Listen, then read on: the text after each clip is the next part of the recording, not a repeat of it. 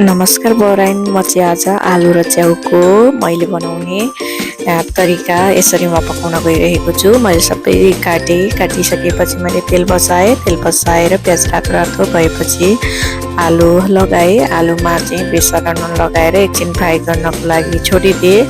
आलु अलिकति फ्राई भइसकिसकेपछि मैले एकचोटि फेरि चलाएँ अनि त्यस पछाडि चाहिँ मैले च्याउ लगाएँ। च्याउ लगाइसकेपछि च्याउलाई एकछिन चलाएँ अनि मैले चाहिँ अदुवा र लसुनको म चाहिँ यसरी कुटेर लगाउँछु, त्यो लगाएँ। त्यसपछि मैले टमाटर लगाएँ। टमाटरलाई चलाइसकिसकेपछि मैले चाहिँ धुलो खोर्सानी अनि मसला लगाएर यसलाई चाहिँ म चलाउन अनि चाहिँ मैले छोपिदिएँ अनि ग्यास चाहिँ एकदम सानो बनाएँ।